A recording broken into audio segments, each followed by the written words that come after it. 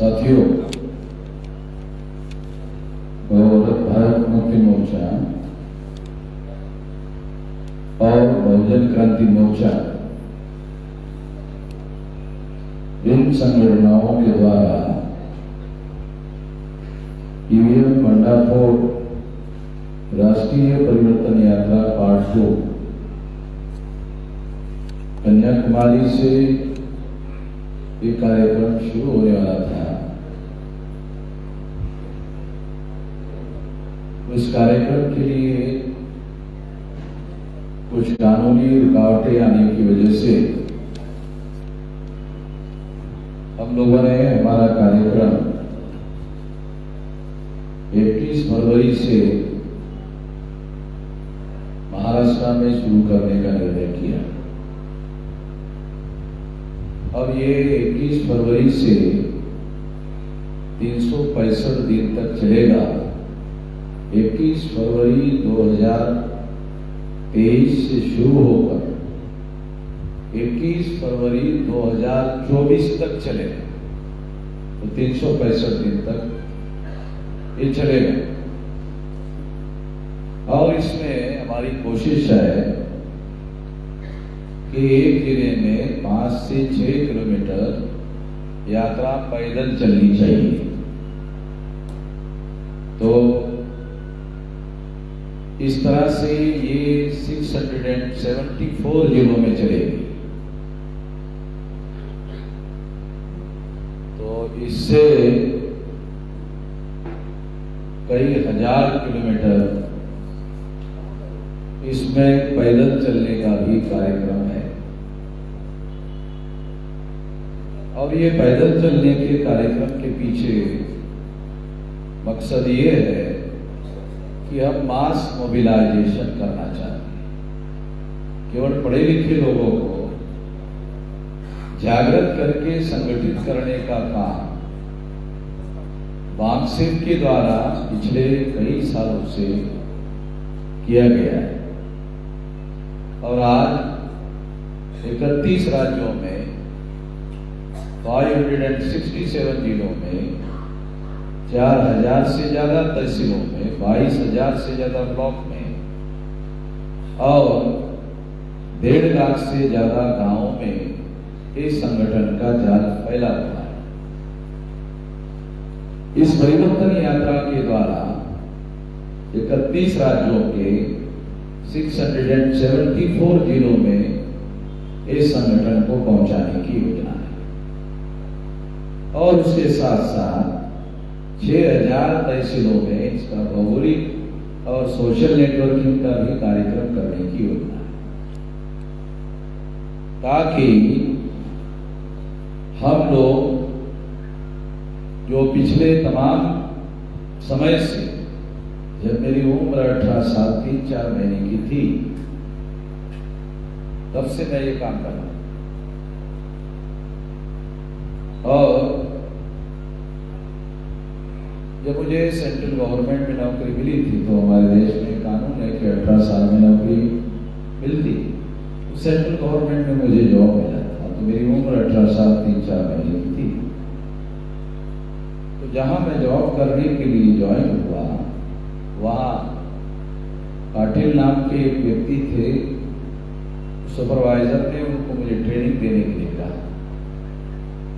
तो शाम को 6 बजे तक वो टेलीफोन विभाग की मुझे ट्रेनिंग देते थे और 6 बजे के बाद वो वामसेव का ट्रेनिंग देने के लिए लेके जाते। तो मेरा 2 ट्रेनिंग होता था, एक सेंट्रल गवर्नमेंट का और एक वामसेव का। तो इस वजह से मुझे याद है कि 18 साल 3-4 महीने की मेरी उम्र थी, तब से मैं ये काम कर रहा हूं। अभी 21 नवंबर 2022 को मेरी 65 साल की उम्र, फिजिकल उम्र पूरी होगी। मुझे ऐसा कभी लगा नहीं कि मैं 65 साल का हो गया। ऐसा दिमागी रूप से मुझे कभी नहीं लगा कि मैं 65 साल का हो गया, क्योंकि 58 साल में लोग बूढ़ा हो जाते हैं और सरकार भी अगर मानती है बूढ़ा हो गया है, उसको रिटायर। तो मैं रिटायर्ड भी, मतलब टायर्ड भी नहीं हुआ हूँ, रिटायर्ड भी नहीं हुआ हूँ और अभी जंगे मैदान में लड़ाई में लगा हुआ। और अभी कश्मीर से कन्याकुमारी का हमने ये कार्यक्रम घोषित किया है। अगर कार्यक्रम हमने महाराष्ट्र से शुरू किया तो इसमें अब हम लोग थोड़ा लचीलापन लाते हैं या कोशिश करेंगे कि जब मौका मिलेगा, जिस समय मौका मिलेगा उस समय हम कन्याकुमारी में जाएंगे और वो पूरा कर देंगे। कानूनी रूप से जब हमको अवसर मिलेगा तब जाके कर लेंगे, मगर करेंगे जरूर। लड़ाई है, संघर्ष है। दूसरी बात साथियों, ईवीएम मशीन के बारे में मैंने कश्मीर से कन्याकुमारी तक का पार्ट 1 में कार्यक्रम चलाया था। आंध्र प्रदेश के बॉर्डर तक आखिरी जिला जो था वहां तक मैं पहुंचा। अब मैं तमिलनाडु में पहुंचने वाला था तो सरकार ने ऐलान किया कि कोविड की वजह से सारे कार्यक्रमों पर पाबंदी लगाई जाती है और इस वजह से मुझे मेरा कार्यक्रम कन्याकुमारी में जाने का उसको वहीं रोक देना पड़ा और मुझे ऐलान करना पड़ा जैसे मौका मिलेगा कन्याकुमारी हम लोग आए। तो आने के बजाय हमने निर्णय किया कि कन्याकुमारी से ही शुरू करते हैं। पुराना भी मामला पूरा हो जाएगा और नया भी मामला शुरू हो जाएगा, एक साथ दो काम हो जाएगा। तो इस तरह से ये जो ईवीएम मशीन भंडारफोड़ परिवर्तन यात्रा पार्ट 2 ये कार्यक्रम हम लोगों ने अभी शुरू किया है। तो इससे संबंधित बातें आप लोगों को बताया जाना, ईवीएम से संबंधित बातें बताया जाना। पिछले परिवर्तन यात्रा में मैंने ईवीएम मशीन के बारे में जो जानकारी आप लोगों को बताई थी वो एक जानकारी है, मगर अब की बार हम लोग ईवीएम में जो गड़बड़ियां है उसकी बहुत सारी नई जानकारी है जिसके बारे में लोगों के पास जानकारी नहीं है। जब मैंने ईवीएम मशीन पार्ट 1 का भंडारफोड़ परिवर्तन यात्रा शुरू किया था, कश्मीर से शुरू किया था, तो लोग ऐसा सोचते थे, लोग ऐसा विचार करते थे, कुछ लोगों ने ऐसा कहा कि हम तो अमन मेश्राम को बड़ा सेंसिबल आदमी मानते थे, सोचने समझने वाला आदमी मानते थे, समझदार आदमी मानते थे। वो ईवीएम में घोटाला होता है ऐसा कह रहे हैं तो वो अभी अमन में सेंसिबल आदमी नहीं रहा, समझदार नहीं रहे। लोगों ने जब मैंने शुरू किया तो ये कहना शुरू किया और जब मैंने इसके तथ्य, क्योंकि जो लोग भी ऐसा कह रहे थे उनको जानकारी नहीं थी। उनको जानकारी क्या थी? ईवीएम मशीन में किसी प्रकार का घोटाला नहीं हो सकता ऐसा बयान वन वे चुनाव आयोग बार बार अखबारों में देता था, टीवी में देता था, बार देता। और सारे देश के जो पढ़े लिखे लोग हैं वो चुनाव आयोग का बयान पढ़ते थे और पढ़ने के बाद अपनी राय बनाते थे। जिन्होंने राय बनाई उन्होंने, किसी ने भी ईवीएम में घोटाला होता है या नहीं होता है किसी ने भी वेरिफिकेशन नहीं किया। ये जो बयान दे रहे हैं चुनाव आयोग के लोग, ये सही है भी या गलत?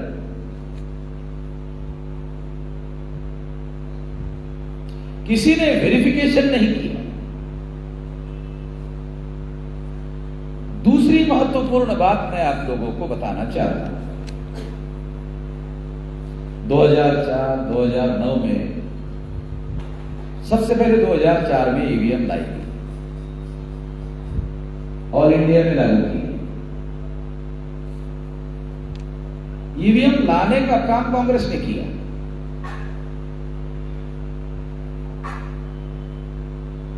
और कांग्रेस ने क्यों किया? तो काशीराम जी ने नारा लगाया था, वोट हमारा, राज तुम्हारा, नहीं चलेगा, नहीं चलेगा, नहीं चलेगा। तो कांग्रेस ने सोचा, अरे ये तो इतना सिंपल नारा है कि ये तो अनपढ़ से अनपढ़ आदमी को भी समझ में आएगा कि वोट हमारा है, संख्या हमारी है, बहुसंख्या हमारी है, राज भी हमारे होना चाहिए। तो ये तो सारा का सारा मामला उल्टा पुल्टा हो जाएगा। 3.5% ब्राह्मण ये सोचते थे कि राज तो बहुसंख्याक लोगों पर, अब 3.5% ब्राह्मणों का होना चाहिए। कांग्रेस के ब्राह्मणों को ऐसा मिलेगा। अभी ये जो मल्लिकार्जुन खड़गे है ना, उसको मेरा धन्यवाद करना चाहिए कि अगर मैं ऐसा कांग्रेस के विरोध में अभियान नहीं चलाता तो कांग्रेस वाले उसको अध्यक्ष बनाते। मुझे नहीं लगता आप लोगों को समझ में आ रहा है क्या कह रहा है। आ रहा? चलो ठीक है, कुछ लोगों को समझ में आ रहा है, सभी के तो समझ में नहीं आएगा। अरे अच्छा ठीक है, अब आप बोलते हैं तो मान लेता हूं क्या है।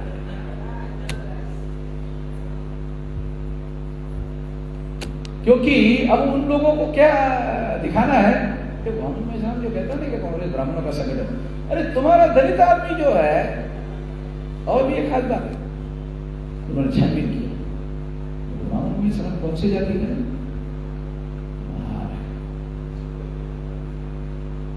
महार को ही रख दिया था। मल्लिकार्जुन खुद खड़गे जो है वो गुलबर्गा का महार। वामन मेश्राम किसका आदमी है? बाबा साहब आम्बेडकर का। बाबा साहब आम्बेडकर का अनुयायी राष्ट्रीय अध्यक्ष बना देते हैं कांग्रेस। अगर आप गुलबर्गा में जाओगे तो आपको पता चलेगा खड़गे कौन है। बाबा साहब। आप लोगों को ये चीजें जो कांग्रेस को बनाने चलाने वाले जो लोग हैं वो कैसा सोचते हैं और हमारी वजह से उनको कैसा सोचना पड़ रहा है, कैसा करना पड़ रहा है, मजबूरी। मगर इससे फैसला लेने का अधिकार मल्लिकार्जुन खड़गे के पास आ गया है, ऐसा नहीं होता तो उनके पास ही। तो इसलिए उनको ये भी मालूम है कि मोहम्मद मेश्राम नरेंद्र मोदी पर आरोप लगा रहे हैं कि ये आरएसएस का नॉमिनेटेड प्राइम मिनिस्टर है। इसलिए अगर हम मल्लिकार्जुन खड़गे को राष्ट्रीय अध्यक्ष नॉमिनेट करते हैं तो ये तुरंत आरोप लगा देगा नॉमिनेटेड है। एंड दोज हु नॉमिनेट,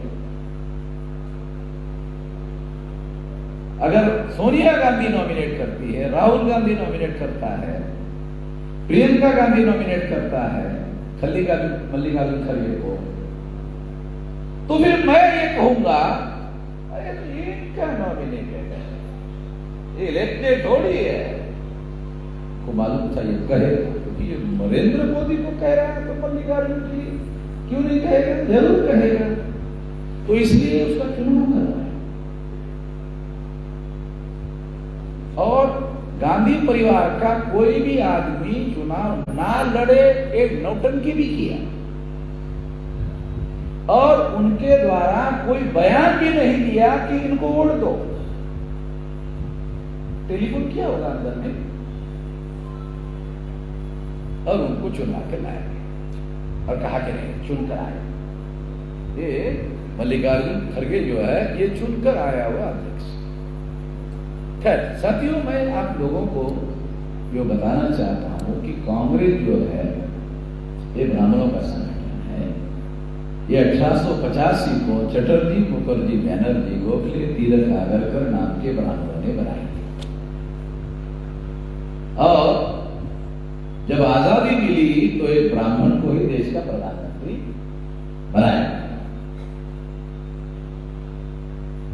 और आप सुनकर हैरान हो जाओगे कि पहले लोकसभा के चुनाव में 60% सीटें अकेले ब्राह्मणों को दी गई। इनकी संख्या 3.5%। ये सारा का सारा डाटा काशीराम जी ने चमचाई नाम की किताब में पूरा डाटा दिया, आप पढ़ सकते हो। तो जो स्लोगन दिया काशीराम जी ने दिया था, वोट हमारा राज तुम्हारा, नहीं चलेगा नहीं चलेगा, तो उनको लगा कि तो सारा मामला ही बदलने वाला मामला है, इसलिए इसको रोकना होगा। तो रोकने के लिए ईवीएम को लाया गया। ईवीएम को भाजपा ने नहीं लाया, ये वो लोगों को पता नहीं है। ईवीएम को आरएसएस भाजपा ने नहीं लाया, ये कांग्रेस ने लाया। अभिषेक मनु संघवी जो सुप्रीम कोर्ट का लॉयर है, कांग्रेस का बड़ा नेता है, उन्होंने पार्लियामेंट में प्रस्ताव रखा। रिकॉर्डेड बात बोल रहा हूं, डॉक्यूमेंट्री एविडेंस के आधार पर बोल रहा हूं। तो ये कांग्रेस ने ईवीएम लाया, और इस वजह से लाया क्योंकि उनको मालूम था कि ईवीएम में घोटाला करके चुनाव जीता जा सकता है।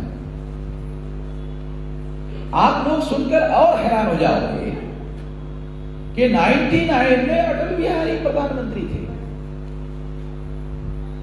और 2004 का चुनाव अटल बिहारी के नेतृत्व में हो रहा था जब वो प्रधानमंत्री थे।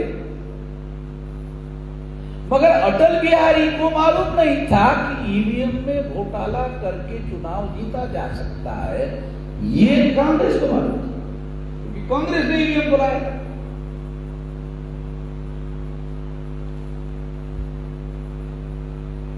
तो 2004 का चुनाव कांग्रेस ने घोटाला करके जीता, 2009 का चुनाव जीता। आप लोग सुनकर और एक बहुत भयंकर बात सुनकर और हैरान हो जाओगे। 2000 के पहले सेंट्रल में किसी की भी बहुमत वाली सरकार नहीं बन रही थी, किसी भी पार्टी को बहुमत नहीं मिला, और अनस्टेबल सरकार होती थी। मतलब स्टेबल गवर्नमेंट नहीं होती थी। तो स्टेबल गवर्नमेंट, स्थिर सरकार, ये ब्राह्मणों का नारा था, स्थिर सरकार होनी चाहिए, और स्थिर सरकार आती नहीं थी। चुनाव आयोग ने दिल्ली में मीटिंग बुलाई, काशीराम जी भी नेशनल पार्टी के प्रेसिडेंट थे, उनको भी बुलाया। तो काशीराम जी को पूछा गया कि ये चुनाव के लिए अगली तारीख हमको फिक्स करना है, तो आपकी क्या राय है? तो काशीराम जी ने उस मीटिंग में चुनाव आयोग को सलाह दिया कि अब के चुनाव के लिए ये तारीख फिक्स होनी चाहिए, और 6 महीने के बाद या साल भर में फिर और एक तारीख होनी चाहिए। लोग भी समझ नहीं आया, इसको साल भर से ज्यादा हम चल नहीं देते। अभी एक तारीख फिक्स करो चुनाव का, फिर 6 महीने और साल भर में सरकार गिरा देंगे दोबारा, तो 2 तारीख फिक्स करो। राष्ट्रपति ने चुनाव आयोग को कहा चुनाव की 1 तारीख नहीं, 2 तारीख फिक्स करो।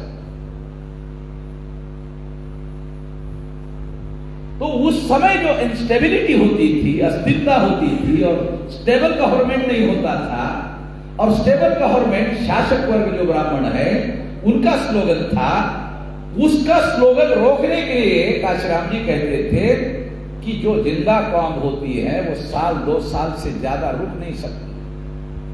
5 साल बहुत हो गया भाई है? इसको नहीं रोके, बदलते रहेंगे, क्योंकि ये जो बदमाश लोग हैं इनको बदलते रहना पड़ेगा। और फिर वो महिलाओं को कहते थे देखो एक साइड में ही अगर रोटी पकाओगे तो जलेगी ना। भाषण में एक काशीराम जी का उदाहरण बता, काशीराम जी क्या कहते थे, एक साइड में ही रोटी पकाओगे तो जलेगी ना, नहीं जलना चाहिए। पलटी मारते हो कि नहीं? तो मैं भी पलटी मरवा रहा हूं।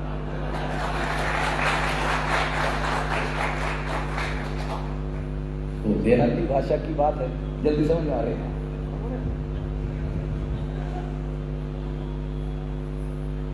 तो ये बात जो है, क्योंकि काशीराम जी का जो स्लोगन था वो परिवर्तन का था, और स्टेबिलिटी रखने वाले जो लोग थे वो जैसे थे, जो व्यवस्था देश में चल रही उसको जैसे थे बनाए रखना चाहते थे, स्टेटस को बनाए रखना चाहते थे, उसमें किसी प्रकार का परिवर्तन होने देना नहीं चाहते थे। तो स्टेटस को रखने वाले जो लोग हैं, जो इस व्यवस्था में बदलाव नहीं होने देना चाहते थे, उन लोगों ने 2000 के पहले लगातार कोशिश कर रहे थे कि सरकार स्टेबल नहीं बने, और बनती नहीं। ईवीएम आई 2004 में, स्टेबल गवर्नमेंट शुरू। हैरान करने वाली बात, तो जनता का जो रुझान है, जनता का जो सोच है, वो कैसे बदल जाए? जनता तो स्टेबल गवर्नमेंट नहीं चाहती है। जनता जब स्टेबल गवर्नमेंट नहीं चाहती है और लगातार 84 के बाद लगातार जनता ऐसा कर रही है, और कोई किसी सरकार को स्टेबल गवर्नमेंट बनने नहीं दे रही है,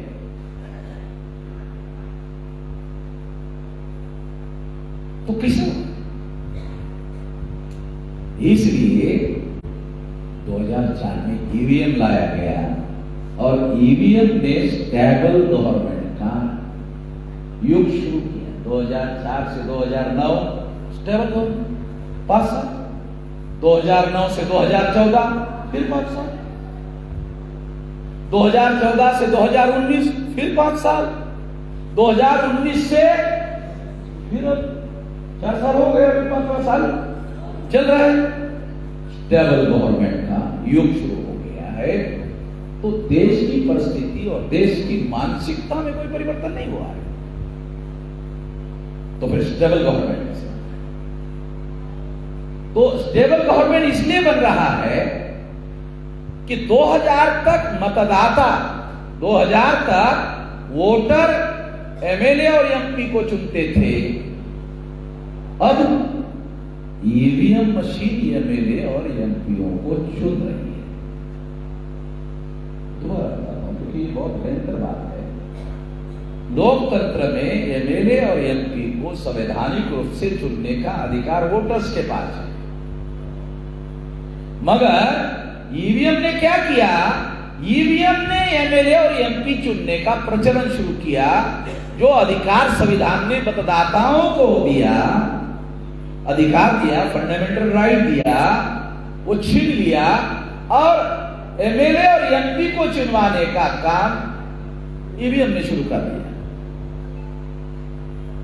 ईवीएम निर्धारक हो गया, भारत का मतदाता निर्धारक था, वो निर्धारक तत्व तो खत्म हो गया, ईवीएम ने खत्म किया, और ईवीएम मशीन निर्धारित करने लगी कि अब कौन एमएलए बनेगा, कौन एमपी बनेगा, कौन से पार्टी को बहुमत दिया जाएगा, कौन से पार्टी को बहुमत नहीं दिया जाएगा।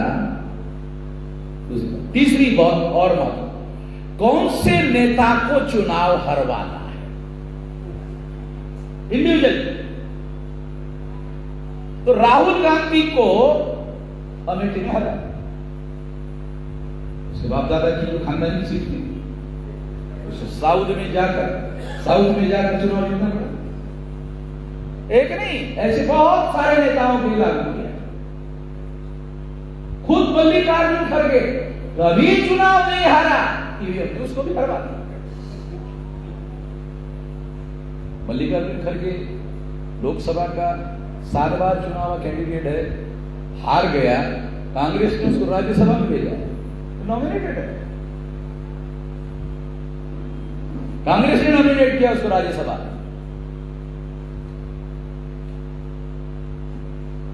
ईवीएम मशीन कौन चुनकर आना चाहिए, कौन चुनकर नहीं आना चाहिए, कौन सी पार्टी चुनकर आनी चाहिए, कौन सी पार्टी चुनकर नहीं आनी चाहिए, और कौन नेता चुनना चाहिए और कौन नेता हारना चाहिए, ये निर्धारण करने का काम ईवीएम मशीन ने शुरू किया।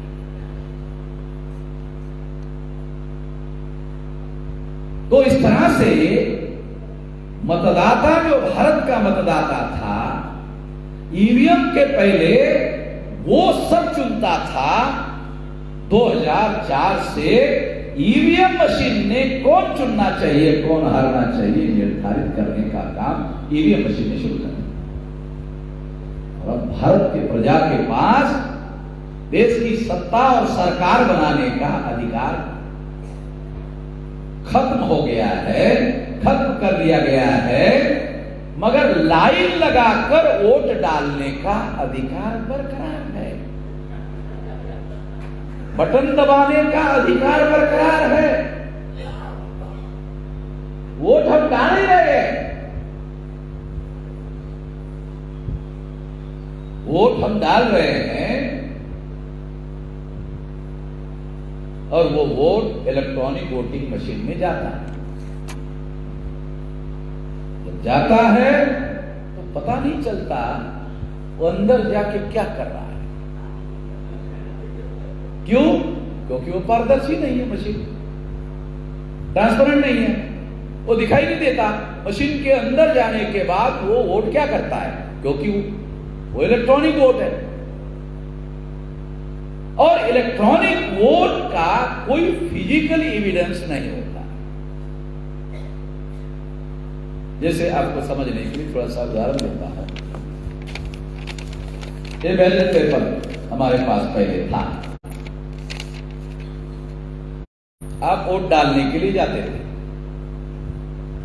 जाने के बाद आपको चुनाव आयोग के कर्मचारी बैलेट पेपर देते थे, फिर आप देखते थे,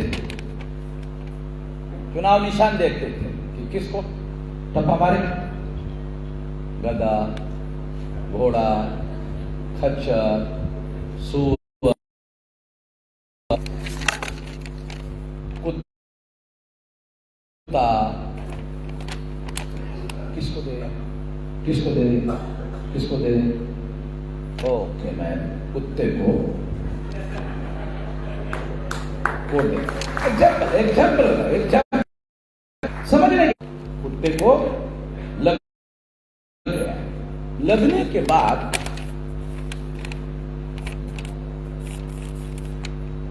ऐसा करते थे, फिर ऐसा करते थे, फिर ऐसा करते थे, फिर सब हो गया।